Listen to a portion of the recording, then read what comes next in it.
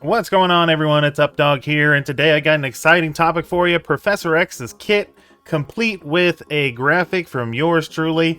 You can find that in my Discord, so make sure you go there and so you can digest all of this. You know how the old saying goes, how do you eat an elephant? It's one bite at a time. So we're going to do it one bite at a time here. I like to start off with the passive, so let's go into the passive here a little bit. Because it is big, it is crazy. Alright, so it starts off with, until this character completes a turn, enemies cannot assist, enemies can't gain taunt, speed up, defense up, allies cannot gain darkness or slow. Now, darkness is going to be coming from Null as of the release of this video. We could probably have darkness in the future, but right now it's only pertains to Null. And then allies cannot gain slow either. So, whew, that was already a crazy first line of the passive. Now, the devs told us that passives and abilities were supposed to get shorter, but with a character like Professor X, obviously he's gonna have a crazy kit. So, also, I guess part of that line is all characters' speed bar can only be filled or reduced by normal means. So, meaning characters can't gain speed bar, the allies or enemies can't be rewound before Professor X completes his turn. Now, on each enemy turn, Professor X is going to mind control that enemy to attack the other enemy, I guess, or another enemy on the field with the highest damage, and they're going to apply defense down. And the mind-controlled character is going to gain 50% damage for that attack, and reduces the max health of that target that they attack by the amount of damage done. So, that's pretty crazy, pretty insane. Before the mind control happens, they will also clear barrier, or maybe, I'm not sure if it's going to be the character or Professor X. Doesn't really matter, but barrier is going to get cleared on that enemy with the highest damage, and the speed bar for Professor X is going to be filled by 15%. And if he has defense down, he's going to flip that into defense up.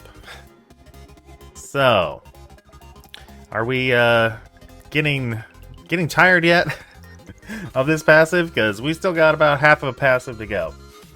So after any character uses their ultimate ability, if Professor X does not have exhausted, then he's going to bury yourself and allies, and then he's going to reduce the duration of all negative effects on himself and heal for 10% of each negative effect that expired. So kind of like Shadow King's ult, only when any character uses their ult, this is going to happen. He's going to barrier and he's going to reduce the negative effects by 1. That I assume would include trauma, just like it does for Shadow King, and so good stuff there. And let's see, enemies with defense down that cannot normally gain trauma can now gain trauma. So that's kind of an anti-Odin mechanic, but he has to have defense down. So that's going to be a little bit tricky to get defense down on Odin, because if he's got his battlefield effect up and he's swiping all the time, every time he swipes, he cleanses a negative effect. So that might be a little bit tricky, but hey, I guess it's one little way to counter Odin. And then in Arena, if Professor X has any mythic enemies, those enemies cannot have their max health increased through passive abilities. Now we have this through, like, who is it? It's a, I don't know, it's one of the Starjammers, I think. I can't remember exactly. Is it Starjammers or is it... I don't know. Let me down in the comments if you remember who it is.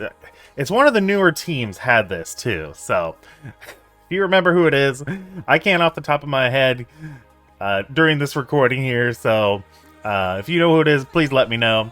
And the focus and damage of this character can only be reduced by negative effects, so kind of a standard thing on newer characters these days for that last line. So alright, so let's go up to the special, because that'll be his turn 1 ability. So on his special, he is doing a lot. He's doing a lot of stuff.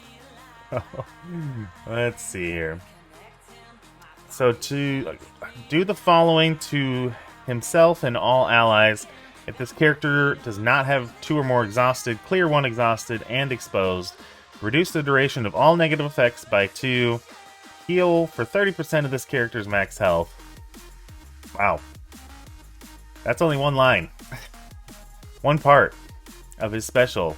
Then he's going to do the following to the primary and adjacent targets. He's going to reduce the duration of all positive effects by 2, clear all charged, apply defense down to them and blind, apply disrupt and trauma. So man, that's going to be defense down, blind, trauma, disrupt. No, clear the charges. Going to clear 2 stacks of positive effects, and then if the primary or adjacent targets are controllers, apply ability block. So that'll be, if they're controller, they'll have ability block, disrupt, trauma, defense down, blind. Holy cow, talk about shutting someone down. That's what Professor X does. So then he's going to mind control 2 characters with the most damage, again, kind of like in his passive. And to attack the primary target, the controlled characters gain 100% damage instead of 50% in his passive. This damage reduces, again, the max health of the target by the same amount. So, crazy amount of damage. Then he's going to summon a Cyclops in his Age of X costume. And that Cyclops will gain Safeguard for 2 turns, defense up, and just defense up. Safeguard and just defense up. And then he's going to clear the battlefield effect on the allied side. Then we'll go to the ultimate. It's a little bit shorter here. So it's going to be a turn 2 ability. It's going to flip offense down on self, so give him offense up. It's going to clear barrier on all enemies. Reduce the duration of all positive effects by 2 again. Let's see. Attack all enemies that are under 25% health for 25% of the target's max health. So basically, if the any enemy who's at or below 25% health is basically instant death. It bypasses death proof, or any passives that trigger when a character drops below 25% health or less. So yeah, if you get them low enough, then Professor X is going to wipe them off the board. Insane. And then he's going to attack all other enemies attack all other enemies. Okay. Okay, so if he so he's going to do this 25% health reduction, basically insta kill. And then whoever's left, then he's going to hit them for 750% damage, piercing damage, and reduces the max health again. So, man, that's going to be it's going to be awesome to see those crazy damage numbers. And let's see. Oh, and this is a permakill. This attack is a permakill, so can't be revived. It's unavoidable. Can't be countered. So, the special is also unavoidable. Can't be blocked or countered. So that's pretty nuts. And then the basic. The basic is pretty nuts too. It's really, wow. I couldn't believe this when I saw this. So let's see here. The basic: attack primary target for 300% damage, flip immunity, 1 additional positive effect, and apply slow and 2 bleeds. If the primary target has disrupted, apply blind. So he does put disrupted out here on his special, I believe it was. Yeah, on his special. But if you have other characters, like let's say you have Polaris, or I'm trying to think of a disrupt character. I don't know, Spider-Man Big Time. That's one I can think of off the top of my head. But he'll put blind on them if they have disrupted. If this character has an ability block, reduce the speed bar of the primary target by 60%. So if he is ability blocked, you can only use his basic. It's going to be a huge rewind. Clear 2 negative effects from himself, and any negative effects that are removed heal for 10%. So another powerful thing. Kind of, he had that in his passive as well. He's going to gain evade and offense up. And then let's see. Oh, the ISO attack we'll talk about here in a second. Basically, the ISO attack is just his first line of his passive. It just does damage. When he's forced to attack an ally, he does less damage, so we see that a lot. And this, everything he does is unavoidable. Can't be blocked or countered. And so, yeah, I'm kind of in the way here. But the ISO attack is 225% damage and 17% piercing. So, as far as ISO goes, I don't know. Maybe Raider. He's 127 speed, so he potentially, depending on the team you put him with, he could go first. But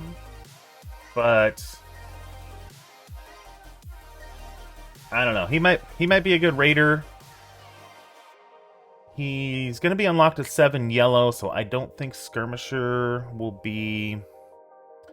I mean, it could be a choice, but I don't think it'll be the best choice. And I don't think Striker's going to be a good choice. So, I don't know. Maybe Raider. Maybe you want him, depending on his stats. We don't know his stats yet, but you might want him like a barrier, a fortifier. So, probably Raider, to me, is what it sounds like. We're getting a huge bunch of damage from his ult. Although he doesn't do much...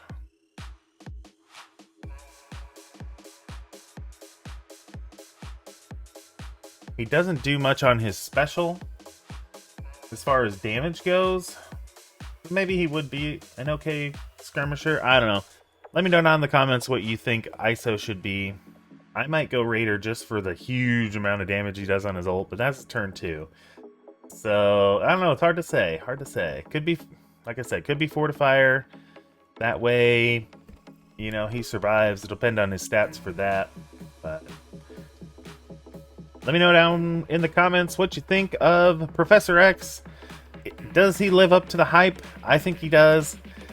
So, yeah, until next time, make sure you spend those resources wisely, and we will see you around.